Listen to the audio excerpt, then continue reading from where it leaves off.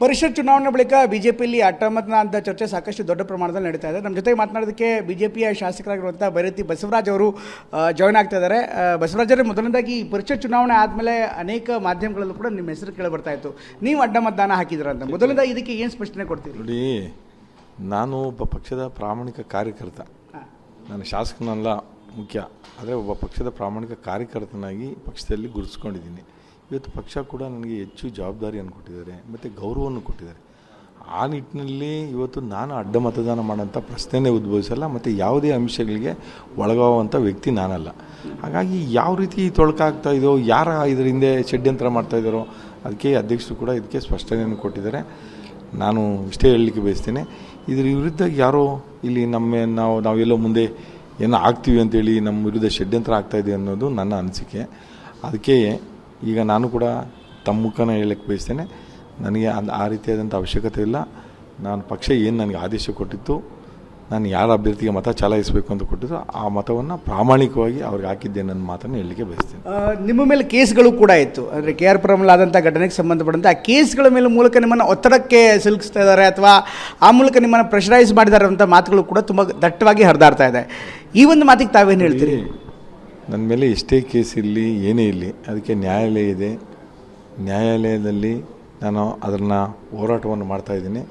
ನ್ಯಾಯಾಲಯ ಏನು ತೀರ್ಪು ಕೊಡ್ತಾ ತೀರ್ಪಿಗೆ ನಾನು ತಲೆ ಬಾಗ್ತೀನಿ. ಅದು ಬಿಟ್ಟು ಈ ಒತ್ತಡಗಳು ಇನ್ನೊಂದು ಮತ್ತೊಂದು ಇದಕ್ಕೆ ಯಾವುದಕ್ಕೂ ಕೂಡ ಮಣಿಯುವಂಥ ಪ್ರಶ್ನೆ ನನ್ನ ಹೇಳ್ತಿರಲಿಲ್ಲ. ಆಯಿತಾ? ನ್ಯಾಯಾಲಯದ ಇದರಲ್ಲಿದೆ. ಆ ನ್ಯಾಯಾಲಯ, ನಾನು ನ್ಯಾಯಾಲಯಕ್ಕೆ ಗೌರವ ಕೊಡಬೇಕು, ತಲೆ ಬಾಗಿಸ್ಬೇಕು. ನ್ಯಾಯಾಲಯ ಏನು ತೀರ್ಪು ಕೊಡ್ತದೆ, ಏನೇನು ಅಲ್ಲಿನ ಆಗುಗಳಿಗೆ ನಮ್ಮ ನೋಡಲಿಕ್ಕೆ ನಮ್ಮ ವಕೀಲರಿದ್ದಾರೆ. ಸೊ ಅದನ್ನು ಪ್ರತಿಪಾದನೆ ಮಾಡ್ತಾರೆ. ತದನಂತರ ನ್ಯಾಯಾಲಯ ಏನು ತೀರ್ಮಾನ ಮಾಡ್ತಾರೆ ಅದಕ್ಕೆ ಬದ್ಧವಾಗಿರ್ತೀನಿ. ಆದರೆ ಈ ಒತ್ತಡಗಳು ಇದಕ್ಕೆಲ್ಲ ಮಣಿಯುವಂಥ ಪ್ರಶ್ನೆ ಬೈರತಿ ಬಸವರಾಜ್ ಅವರಲ್ಲ. ಸರ್, ಇದ್ರ ಜೊತೆಗೆ ಈ ಮತದಾನ ಆದ ಬಳಿಕ ಬಿಜೆಪಿ ಅಧ್ಯಕ್ಷರು ವಿಜಯೇಂದ್ರ ಮತ್ತು ಆರ್ ಅಶೋಕ್ ನಿಮ್ಮನ್ನು ಕರೆಸಿ ಮಾತನಾಡಿರುವಂಥದ್ದು ಸಹಜವಾಗಿ ನಾನಾ ಲೆಕ್ಕಾಚಾರಗಳಿಗೆ ಕಾರಣವಾಗ್ತಾ ಇದೆ.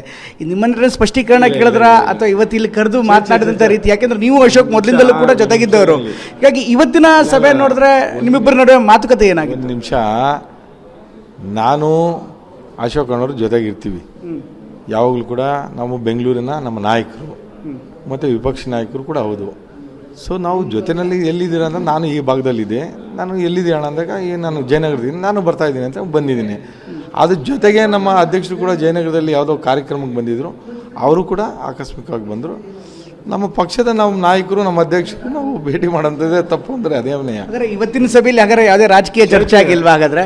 ಯಾಕೆಂದ್ರೆ ಆ ಫೋಟೋಗಳನ್ನು ನೋಡಿದಾಗ, ನೀವು ಅಶೋಕ್ ಅವರು ವಿಜಯೇಂದ್ರ ನೋಡಿದಾಗ ಸಹಜವಾಗಿ ಒಂದು ಚರ್ಚೆ ನಡೀತಾ ಇದೆ. ಅದರಲ್ಲೂ ನಿಮ್ಮ ಹೆಸರು ಕೇಳಿ ಬಂದಂಥ ಸಂದರ್ಭದಲ್ಲಿ ಕರೆದು ಏನು ಮಾತಾಡಿದ್ರಿ ಸರ್? ಈಗ ರಾಜಕೀಯ ಚರ್ಚೆಗಳೆಲ್ಲ ಈ ಏನು ಪಕ್ಷದ ಈ ಬೆಳವಣಿಗೆಗಳಾಯಿತು, ವಿಧಾನ ಪರಿಷತ್ ಚುನಾವಣೆ ಬೆಳವಣಿಗೆ ಬಗ್ಗೆ ಅವರು ಚರ್ಚೆಗಳನ್ನು ಮಾಡಿ ಮುಂದಿನ ದಿನಗಳಲ್ಲಿ ನಾವೆಲ್ಲ ಯಾವ ರೀತಿ ಹೋಗ್ಬೇಕು ಅನ್ನೋದನ್ನು ಅವ್ರು ಚರ್ಚೆ ಮಾಡಿದ್ದಾರೆ.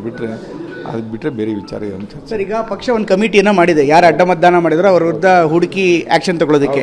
ನೀವೊಬ್ಬ ಶಾಸಕರಾಗಿ ಏನು ಹೇಳ್ತೀರ? ಅಡ್ಡ ಮತದಾನ ಮಾಡಿದವ್ರಿಗೆ ಏನು ಹೇಳಬೇಕು, ಯಾವ ಕ್ರಮ ಆಗಬೇಕು? ಅಲ್ಲ, ಖಂಡಿತವಾಗಿ ಕ್ರಮ ಆಗಲೇಬೇಕು, ಇಲ್ಲಂದರೆ ಇದಕ್ಕೆ ಕೊನೆ ಆಗಲ್ಲ. ಇವತ್ತೇನಾದರೂ ನಾವು ಬಿಟ್ಟರೆ ಮುಂದೆ ಕೂಡ ಈ ಚಾಳಿ ಮುಂದುವರಿತದೆ. ಸೊ ಅದಕ್ಕೆ ಏನಾದರೂ ಒಂದು ತೀರ್ಮಾನ ಆಗಲೇಬೇಕು. ಯಾರೇ ಆಗಲಿ, ಎಷ್ಟೇ ದೊಡ್ಡವರಾಗಲಿ, ಅದಕ್ಕೆ ಒಂದು ರೀತಿ ಇತಿಶ್ರೀ ಆಡೋಂಥ ಕೆಲಸ ಆಗಬೇಕು. ಇಲ್ಲಾಂದರೆ ಅವ್ರಿಗೆ ಶಿಕ್ಷೆ ಆಗಿಲ್ಲ ಅಂದರೆ ಇದು ಇನ್ನು ಮುಂದೆ ಕೂಡ ಮುಂದುವರಿತಾನೆ ಇರ್ತದೆ. ಆ ಕೆಲಸ ಇವತ್ತು ಸಮಿತಿ ಮಾಡಿದ್ದಾರೆ.